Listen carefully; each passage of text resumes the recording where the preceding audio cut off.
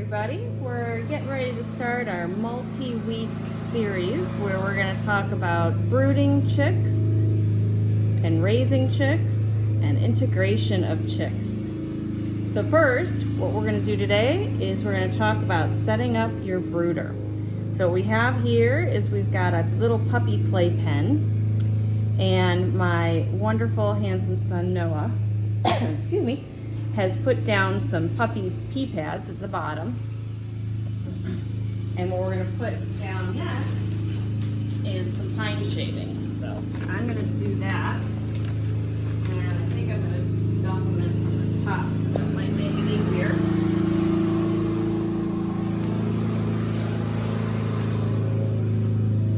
What's nice about this puppy playpen, this is the first time we're going to use it, but I'm really excited because the top zips up. So it'll make it easier to keep the birds in as they get a little older and start to learn how to spread their wings and walk around and fly around a little bit. So we'll see. But I'm looking forward to using this setup. In the past we just used really big boxes and they kind of get wet, messed up, so we'll see if the puppy playpens help with that as well. This is going to take a minute. You want to get a really nice layer of pine shavings down on the ground. And since we've got quite a bit of area to cover, it's going to take a lot. I can cover the pine shaving, well, the entire thing in pine shavings. Do you want to move it, push it around while you're filming? Yeah. Well, you can film. Dump pine shavings and then you can ASMR. see where we're at. How about that? ASMR. Oh. Ooh. Start with that one. Then you can see if that's enough. Nice. Swap out cameraman. Well, camera people. All right, let's see if you can get those spread out for us.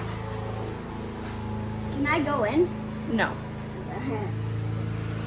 You may have to put your hands in. Let's see if we can go up from here. Nice layer all around the bottom. And you probably want it at least a good 1 to 2 inches deep. Because we want those puppy pee pads covered.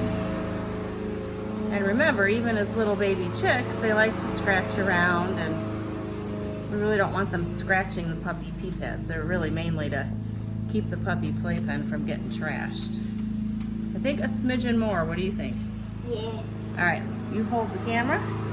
Wait, can I do dumping? Oh, sure. Yes.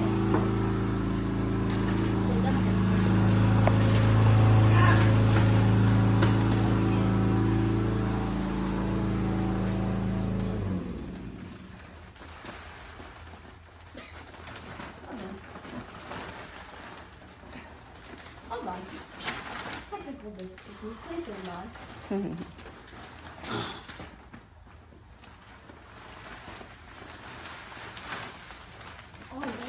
There you go. Whoa. All right, do you want to see if that's enough, or do you think a little bit more? Oh, that should be good. All right.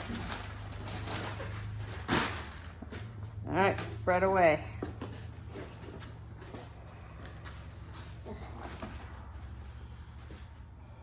I'm gonna get so many splinters after this. Nah, you'll be all right.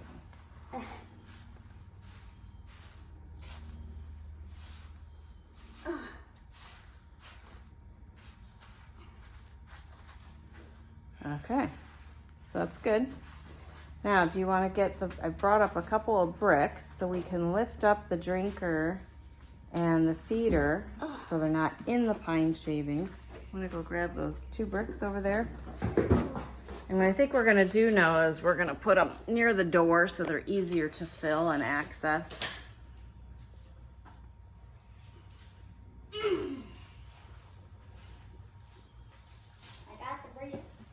Okay, you don't need to bring the roost just yet. Oh. That's okay. All right, so maybe put one on each side of the door, one brick on each side of the door.